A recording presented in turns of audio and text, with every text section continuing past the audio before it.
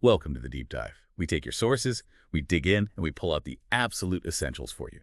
So, Haymitch Abernathy. We all have this picture, right? District 12's mentor, cynical, yeah, brilliant, definitely, but also deeply scarred. But have you ever really stopped to think about how he got that way? What actually happened to forge that, well, that complex guy, Oh, his distrust, that sharp wit he has, and somehow still that unbreakable spirit underneath it all? Today we're diving into Sunrise on the Reaping. It's the new Hunger Games prequel that's just been announced. Our mission, to pull out the key insights. What does this novel really tell us about where Haymitch came from?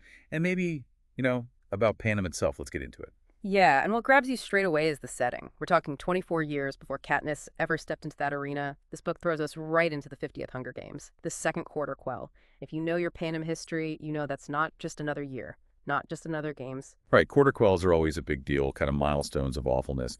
But the second one, that was legendary, wasn't it? Hmm. How does the novel actually show us those twisted rules they talk about? Does it give us a clearer picture of why it was, politically designed to be twice as brutal? Oh, absolutely. The book really unpacks the sinister thinking behind this specific quell. It lays out how the rules were deliberately engineered, tied to some dark political anniversary.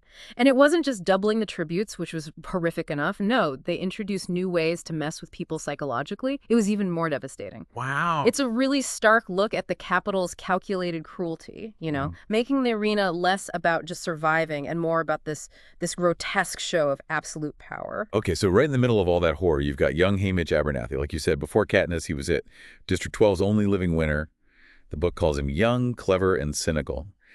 How does it actually show his fight? Is it just against the other kids? Yeah, and that's where it gets really interesting.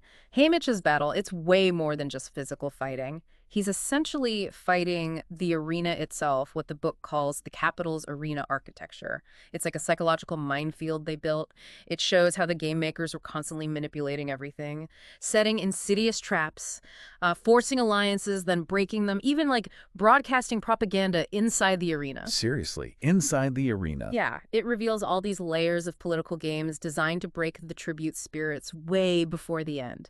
It's as much a battle of wits, of pure resilience against the system, as it is a fight to stay alive. That puts his win in a totally different light, doesn't it? It's not just brute strength or luck. He had to outsmart a rigged system. Exactly. Which brings us right to the core themes, really. It goes beyond just, stay alive. The book weaves in strategy, trauma, rebellion. It's all tangled together. It's a really deep look at how the games don't just kill you. They actively corrupt you, even if you manage to win. It shows the terrible cost of victory in Panem. Yeah, that feels crucial for understanding the Haymitch we meet later in the original books. So how does Sunrise on the Reaping actually map that out, his transformation? Does it shed new light on where that distrust came from, the scars, that cunning mind? It gives you this really searing insight. It's not just like, here's what happened. It's a deep psychological dive. You see the moments where his cleverness became his only option, born from sheer desperation. You see how that cynical humor became, well, a shield against just unbearable loss again and again. The book carefully shows how the arena and everything that happened right after just systematically destroyed his faith in, well, in anything, the system, people. And yet somehow it also forged this unbreakable core in him. It really answers that question, what broke Haymitch? The trauma, the awful choices he had to make, but also, maybe more surprisingly, what made him strong enough to eventually stand up to it all. And thinking bigger picture, connecting it back to Panem, what kind of themes, maybe timely themes, does this prequel really hit on beyond just the arena itself? Well, if you pull back a bit, Haymitch's story really echoes some powerful stuff. It's a very clear look at the abuse of power, obviously, but also what resistance actually looks like, and the messy moral questions around winning when it costs you. Well, costs you your soul. The story pushes past the arena walls to show the Capitol's long game, the psychological control they maintain. Even over the victors, it kind of redefines what survival even means in that world. Okay, and for people like us who've been following Panem for years, what's in it for the fans? Any specific treats? Does it deepen the lore, connect dots? Oh, absolutely. Fans are going to eat up the details. The lore is rich. There are these clever callbacks to things we already know.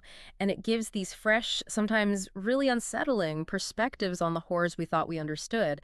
It definitely adds new layers to the original trilogy. Readers who know the world well will find that really satisfying, I think. So yeah, ultimately, Sunrise on the Reaping It's way more than just filling in a blank. It's this profound, often tough look at Haymitch Abernathy.